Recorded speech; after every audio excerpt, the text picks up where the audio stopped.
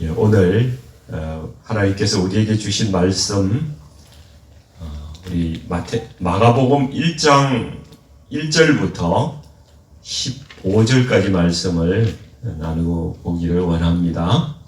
같이 마가복음 1장 1절에서 15절까지 말씀을 같이 합독하겠습니다. 하나님의 아들 예수 그리스도의 복음의 시작이라 선지자 이사야의 글에 보라 내가 내 사자를 내 앞에 보내노니 그가 내 길을 준비하리라. 광야에 외치는 자의 소리가 있어 이르되 너희는 주의 길을 준비하라. 그의 오실 길을 곧게 하라. 기록된 것과 같이 세례 요한이 광야에 이르러 죄사함을 받게 하는 회개의 침례를 전파하니 온 유대 지방과 예루살렘 사람이 다 나아가 자기 죄를 자복하고 요단강에서 그에게 침례를 받더라.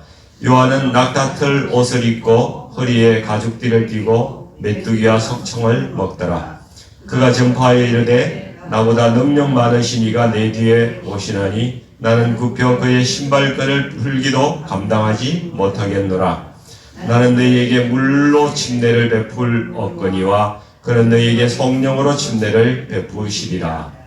그때부터 예수께서 갈릴리 나사렛으로부터 와서 요단강에서 요한에게 침례를 받으시고 곧 물에서 올라오실새 하늘이 갈라짐과 성령이 비둘기같이 자기에게 내려오심을 보시더니 하늘로부터 소리가 나기를 너는 내 사랑하는 아들이라 내가 너를 기뻐하노라 하시니라. 성령이 곧 예수를 광야로 몰아내신지라.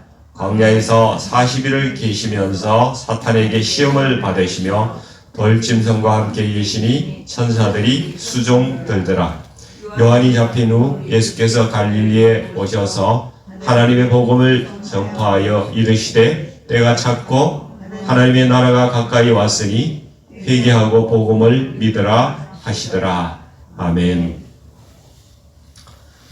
오늘 이 마가복음 1장에서 15절 말씀 그리고 34절까지 말씀도 같이 이렇게 보면서 말씀을 좀 나누도록 그렇게 하겠습니다. 오늘 마가복음 1장에는 세 가지 사건이 나옵니다. 그래서 그 첫 번째는 예수님의 침례에 대한 그러한 의미와 둘째는 예수님의 광야의 시험의 의미 그리고 세 번째는 하나님 나라의 복음이 무엇인지 우리가 1절부터 34절 말씀을 같이 보면서 말씀을 좀 나누도록 그렇게 하겠습니다. 제가 첫 질문을 하나 드릴게요. 예수님이 공생애를 시작하실 때 가장 처음 하신 일이 무엇입니까? 네, 우리가 읽었는데 침례 받으신 일이에요. 침례를 받으셨습니다. 마가복음 1장 9절 말씀이죠. 예수께서 갈릴리 나사렛으로부터 와서 요단강에서 요한에게 침례를 받으시고 말씀하고 있습니다. 근데 예수님이 죄인도 아니신데 왜 굳이 침례를 받으셨을까요? 저는 여기에 두 가지 이유가 있다고 생각합니다. 첫째 이유는 우리가 받는 보통 우리가 받는 침례의 의미가 이런 것이잖아요. 우리가 죄에 대해서 죽고 또 다시 새로운 피조물로 거듭나는 것을 우리가 침례로서 우리 믿음을 표현하는 것입니다. 예수님의 침례도 그 의미가 똑같다는 것입니다. 다르지 않습니다. 다만 주님의 침례는 자신의 죄가 아니라 인류의 죄를 모든 사람들의 죄를 전가받아서 죽으셨다가 다시 부활하신다는 것이죠. 그 점이 다른 것입니다. 우리 성도님들 구약의 제사법에 대해서 들어보신 게 있으시죠? 구약의 제사법을 보면은 죄를 용서받으려면은 죄인이 먼저 희생 제물을 끌고 성전에 가서 그 희생 제물의 머리에 뭘 해요? 자기 손을 얹어요. 그리고 자기의 죄를 그 희생 제물에 전가하는 그런 절차가 있습니다. 예수님께서 인류의 희생 제물로 오셨다면은 이 구약의 제사법 절차를 예수님은 지키셨을까요? 지키지 않으셨을까요? 예수님은 변함이 없었어요. 주어진 그 절차대로 엄격하게 그러한 삶을 살고 가셨습니다. 마음대로 이렇게 하시지 않았어요. 하나님께서 계시하신 율법대로 그렇게 철저하게 지키셨습니다. 그러면 예수님의 머리에 손을 얹어서 온 인류가 지은 과거의 죄, 현재의 죄, 미래의 죄까지도 전부 예수님께 전가할 수 있는 그러한 자격이 있는 사람, 그죠? 즉 죄인인 모든 인류를 대표하는 그런 대제사장이 있어야 될 거 아닙니까? 이 역할을 할 사람이 하나님께서 예비해 두신 사람이 있었어요. 그 사람이 누구일까요? 그분이 침례 요한이었어요. 침례 요한은 대제사장 아론의 직계 후손입니다. 제사장 계열의 사람이죠. 그리고 예수님께서 침례 요한에 대해서 이렇게 말씀하셨어요. 여자가 낳은 자 중에서 요한보다 큰 자가 없도다. 모든 인류 중에서 가장 큰 사람이라는 거예요. 지금까지 살았던 사람 중에. 침례 요한을 죄인된 인류의 대표자로 하나님께서 예비하신 것이에요. 그래서 침례 요한은 마가복음 1장 2절에서도 알 수 있듯이 이사야서에서 하나님께서 미리 보내시겠다고 이미 약속하신 그 사람입니다. 말라기에서도 선지자 엘리야를 내가 너희에게 보내리라고 그렇게 약속하셨어요. 그래서 예수님께서 모든 인류의 죄를 안고 이렇게 십자가의 희생제물이 되시도록 모든 죄인들의 대표의 자격으로 그분에게 인류의 모든 죄를 전가해드리는 그런 대속의, 거룩한 대속에 참여하는 일, 그 일을 행하는 것이 침례 요한의 진짜 사명이었다는 것이죠. 이 땅에 하나님께서 보내신 사명이었습니다. 그래서 예수님은 자기 몸에 이렇게 침례 요한으로부터 이렇게 침례할 때 머리에 안수하면서 그 죄를 전가받고 물속에 잠김으로써 모든 인류의 죄악을 자신의 몸에 안고 죽으실 것을 이미 예표하고 계신 것이죠. 그리고 그 부활할 때에 주님을 믿는 자는 완전히 새로운 피조물로 거듭날 것을 말씀하고 있는 것입니다. 그래서 우리가 예수님을 믿을 때에 과거와 현재와 미래의 모든 죄를 다 씻겨진 그러한 사람이 되는 것입니다. 우리의 죄는 이미 예수님께서 다 씻어주셨다는 것입니다. 할렐루야. 이 자유를 누려야 되는 겁니다. 침례 받으신 두 번째 이유는 마가복음 1장 10절에서 11절 말씀처럼 이 하늘로부터 이제 기름 부으심, 그죠? anointing, 이것을 받기 위해서입니다. 예수님이 침례 받으실 때에 하늘이 갈라지고 성령이 비둘기같이 자기에게 내려오심을 보셨다고 마가복음 1장 10절은 증거하고 있습니다. 이것은요, 예수님이 왕이시고 선지자이시고 또 대제사장이셨어요. 그 삼중직의 직분을 가진 분이 이제 그리스도, 우리가 메시아라고 이렇게 이야기하는데 예수님의 정체성이 여기서 확인이 되는 거예요. 하나님께서 예수님의 정체성을 확인해 주고 계십니다. 11절에도 하늘로부터 소리가 나는데 너는 내 사랑하는 아들이라 내가 너를 기뻐하노라 이렇게 말씀하고 계십니다. 우리 그리스도인들은 자신의 정체성을 확인하는 게 굉장히 중요해요. 내가 누구냐 이것을 분명히 가지고 사는 사람하고 그냥 사는 사람하고는 삶의 자세가 달라지는 거예요. 그래서 저와 여러분이 하나님의 자녀임을 확신한다면은 우리 2024년부터는 우리의 정체성에 합당한 삶을 살아가야 된다는 것이죠. 하나님의 자녀답게 살아가기를 원합니다. 그렇게 되시기를 원합니다. 하나님의 자녀, 하나님의 아들이고 하나님의 딸들입니다. 우리가 그런 사람이에요. 왜 기가 죽어서 그냥 풀이 죽어서 세상에 짓눌려서 그렇게 이렇게 넘어져서 살아가시냐 하는 것이죠. 그렇죠? 죄로부터 우리에게 죄로부터의 자유함이 있어요. 다른 어떤 것도 하나님의 사랑에서 끊을 수 없는 하나님이 우리의 붙드시는 그러한 은혜가 있다고요. 그것을 붙들고 사는 2024년이 되시기를 주님의 이름으로 축원드립니다.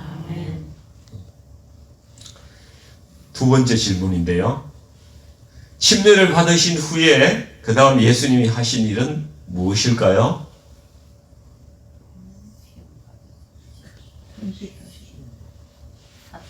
예, 마귀의 시험을 받으신 거예요. 광야에 가서 며칠 동안 금식하셨어요? 예, 40일 금식하셨습니다.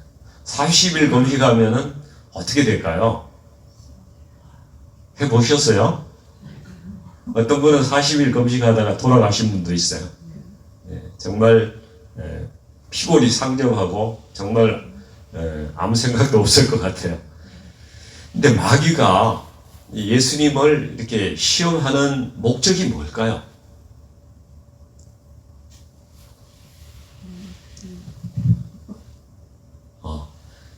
이 목적은요, 예수님이 이 땅에 오신 그 목적을 못 이루게 하려고 하는 것이죠. 배고픈 사람 놀리려고 시험하겠어요? 첫 번째 예수님께 마귀가 하는 그 유혹의 시험의 말이 있죠. 네가 만일 하나님의 아들이거든 명하여 이 돌들로 떡덩이가 되게 하라. 이렇게 이야기합니다. 어떤 분들은 예수님이 40일 동안 금식을 했기 때문에 그럼에도 불구하고 육신의 정욕을 이기셨다. 이렇게 말씀하고 있죠. 그래서 예수님의 본을 따라서 우리도 육신의 정욕을 이겨야 된다. 예, 그것도 틀린 말은 아닙니다. 근데 사단이 육신의 정욕에 대한 시험을 예수님께 하려고 했다면은 그냥 말로 떡덩이가 되게 하라. 이렇게 이야기를 했겠어요. 그 대신에 거리를 갖다 놓고 말이죠. 거기에 차콜 불 잘 입혀가지고 굵은 삼겹살 올려놓고 냄새 싹 피면은 그 유혹을 누가 당해요? 말하는 것보다는 그게 훨씬 더 강력한 유혹 아니겠습니까? 예수님이라도 드시고 싶은 욕구가 얼마나 일어났겠어요. 그런데 예수님에 대한 마귀의 유혹은 이 배고픔이나 인간의 정욕의 시험이 아니라는 것이에요. 그 본질은 예수님이 십자가를 못 지게 하려는 그러한 치밀한 신학적이고 논리적인 그러한 싸움이라는 것이죠. 아주 치열한 그러한 싸움이었어요. 영적인 싸움이었던 것입니다. 자, 보십시오. 마귀가 If you are the son of God, 네가 하나님의 아들이거든 그것을 증명해 보라는 것입니다. 예수님은 창조주 하나님이시잖아요. 예. 돌로 떡 만들고 고기 만들고 뭐든지 못 하시겠어요? 다 하실 수 있으신 분이시죠. 그래서 사단의 유혹에 따라서 네가 만일 하나님의 아들이거든, 이 이야기를 듣고 예수님께서 성질이 나셔가지고 만약에 그죠? 야, 그래 내가 하나님의 아들이다. 예? 내가 보자 하니까 이놈이 그냥 하나 못할 말이 없네. 예? 내가 성질 그냥 확 내시면서 떡도 만들고 잡채도 만들고 사라다도 만들고 그래가지고 한상 그냥 잔치상처럼 다 만드셨고 봐라 자식아, 응? 너도 와서 먹어. 이렇게 말씀을 하셨다면 어떻게 되는 거예요? 이렇게 하는 순간에 예수님은 인간이 아니고 하나님이 되신 거예요. 하나님으로서만 이 땅에 오신 것이 되어버리는 것입니다. 예수님이 하나님이 되어버리시면은 인간으로 오셔서 우리와 같은 인간으로서 죄를 대속하시려는 그 사역이 이루어지지 않는 거예요. 사단이 이걸 노리는 겁니다. 그래서 영적인 싸움인 것이죠. 우리가 창세기 3장에 보면 아담과 하와가 사단의 유혹에 넘어가서 선악과를 먹지 않습니까? 그래서 사단이 이것을 먹으면 너희가 하나님 같이 될 거라고 그렇게 유혹해서 거기에 쏙 빠져서 넘어간 거예요. 우리 안에 하나님이 되고자 하는 그런 욕망이 있다는 거 여러분 아십니까? 인간은 현재에 만족하지 않고요. 더 발전하고자 하는 건전한 욕구가 있기 때문에 세상을 발전시키는 그런 건전한 어떤 욕구로 작용하기도 해요. 그렇지만 한편으로는 하나님이 맡기신 자신의 사명과 그 자리를 불만스럽게 생각하고 다른 사람을 시기하고 질투하고 불평하고 교만함이 나에게 들어온다 그러면은 망하는 거예요. 이스라엘 백성이 그렇게 해서 망한 거예요. 사단이 이러한 마음이 우리 가운데 들어올 때에 그 틈을 헤집고 들어와서 아주 집요하게 공격을 합니다. 그래서 관계를 파괴하고 미웃게 하고 시기하게 하고 질투하게 하고 그래서 우리가 파괴되는 거예요. 우리 공동체가 파괴되는 거예요.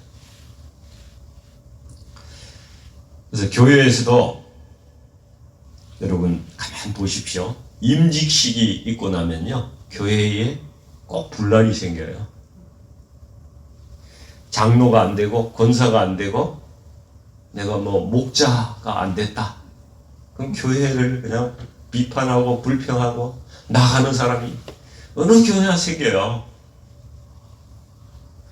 그러나 예수님은 어떻게 하셨어요? 그는 근본 하나님의 본체시나 하나님과 동등함을 취할 것으로 여기지 아니하시고 오히려 자기를 비워 종의 형체를 가지사 사람들과 같이 되셨고 사람의 모양으로 나타나사 자기를 낮추시고 죽기까지 복종하셨으니 그 십자가에 죽으십니다. 이것이 예수님께서 섭리하신 비결이라는 것입니다. 예수님은 하나님이시면서도 참 인간으로 오셔서 그 인간의 자리를 끝까지 인내하시고 지키시고 그리고 십자가 질 때까지 끝까지 겸손함으로 인간의 자리에 머물러셨기 때문에 우리에게 지금 구원의 은혜가 있는 것입니다. 우리도 있는 자리에서 우리에게 주신 하나님의 자리를 겸손하게 붙들고 나가는 한 해가 되기를 원합니다.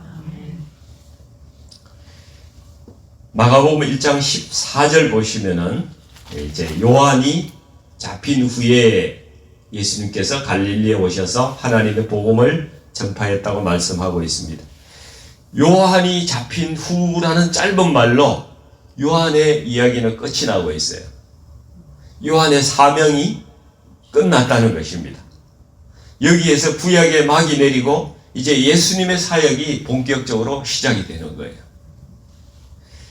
그래서 하나님의 복음을 전파하여 이르시되 때가 찼고 하나님의 나라가 가까이 왔으니 회개하고 복음을 믿어라 이렇게 말씀합니다.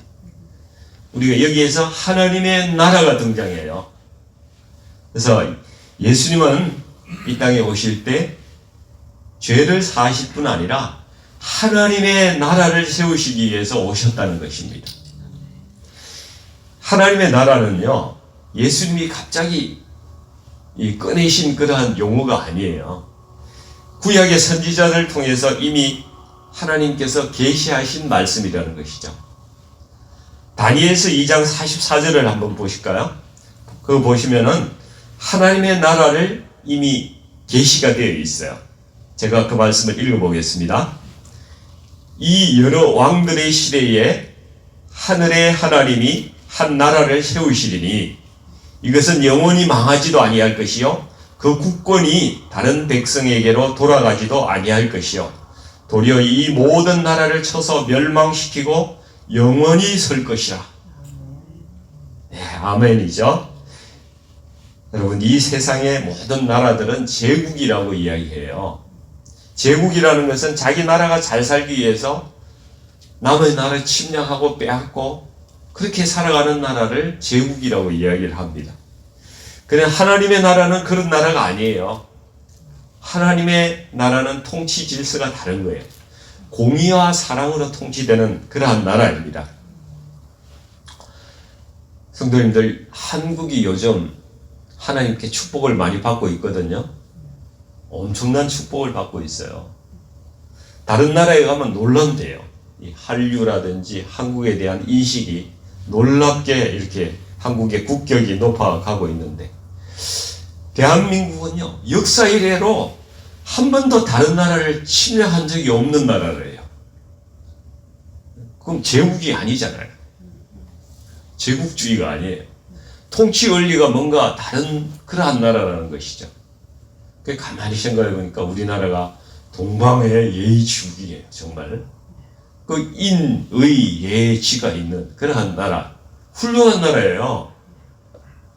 거기에다가 하나님의 이 말씀이 들어와서 이 백성들에게 전파가 되니까 이 나라가 정말 하나님 보시기에 기쁜 그러한 그 원리로 작동이 되는 그러한 나라라는 거예요. 간혹 유튜브 같은 데를 보니까 물건도 안 훔쳐간대요. 저기 이 카페에 있는 물건도 유럽에는 눈만 돌리면 없어진대요. 우리나라는 그렇지 않은 나라예요.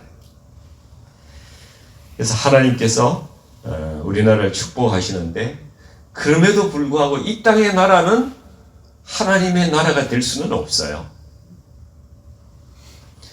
예수님이 이 땅에 오신 목적은 단지 죄 사함을 위해서만 오신 것이 아니라 그것을 넘어서 하나님의 통치와 그 주권과 왕권이 작동하는 그 하나님의 나라, 그 나라를 시작하기 위해서 이 땅에 오셨다는 거예요. 그래서 오늘 본문 읽지는 않았지만은 오늘 본문 1월 2일 생명의 말씀 본문이 보면은 예수님께서 병든 자를 고치시고 귀신 들린 자를 이렇게 귀신을 내쫓는 그러한 그 말씀이 쭉 계속되는 그러한 말씀이에요. 이것은 하나님의 나라가 임하면은 우리에게 자유가 선포된다는 거예요. 죄로부터의 자유, 질병으로부터의 자유, 모든 고통과 상처로부터 벗어나는 자유, 억압받고 잘못된 생각 가지고 중독과 잘못된 사상에 묶여 살던 사람들이 거기에서 벗어나서 참된 자유를 누리게 되는 그러한 세상이 하나님께서 우리에게 주신다는 거예요.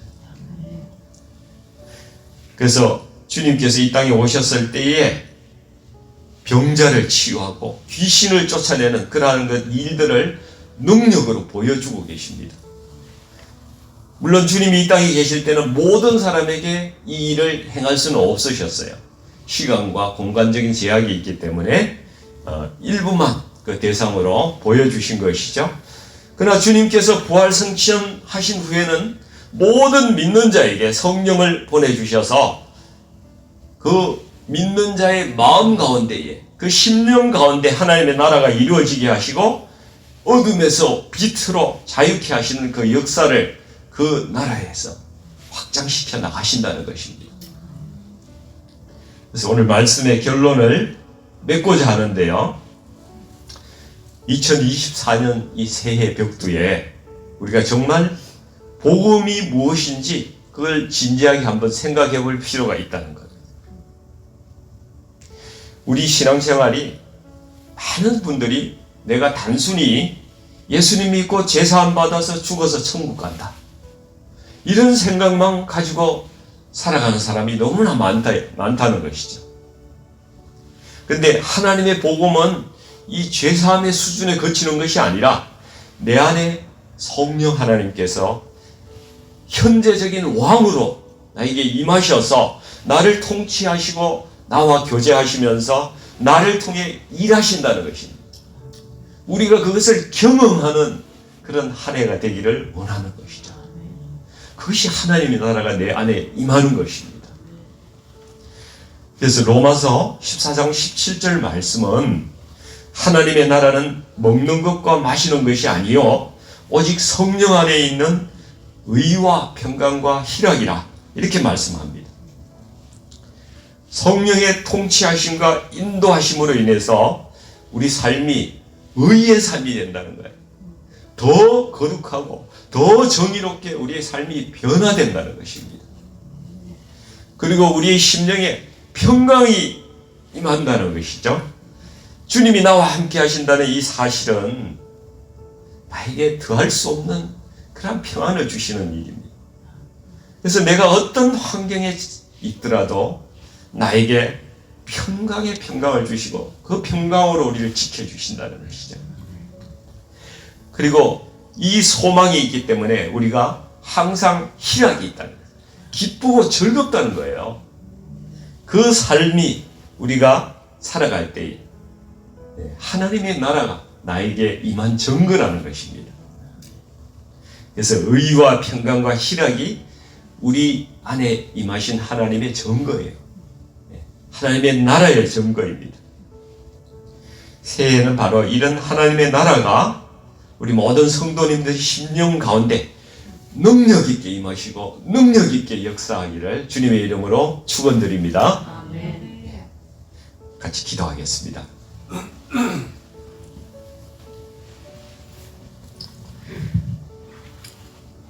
참 하나님이시고 참 인간이시지만 담담히 십자가를 지신 예수님을 찬양드립니다. 예수님은 우리를 그냥 버려두지 아니하시고 우리에게 성령을 보내주셔서 하나님의 말씀을 지금도 가르쳐 주시고 우리의 심령에 또 왕으로 오셔서 우리의 삶을 인도해 주고 계신다는 것을 우리가 믿고 감사를 올려드립니다. 주님, 아프고 지친 인생에서 온전한 저희들의 치유자가 되어주시고 우리와 함께 계시고 우리를 통치하시는 지금의 우리의 왕이 되어주시니 참으로 감사합니다. 우리 안에 있는 모든 아픔과 질병과 상처를 모두 씻어주시고 귀신을 쫓아주시고 그러한 능력이 우리의 삶 가운데 역사하여 주시고 흔들리지 않는 하나님의 나라가 우리 각자의 심령 가운데 든든히 세워지게 하여 주시옵소서.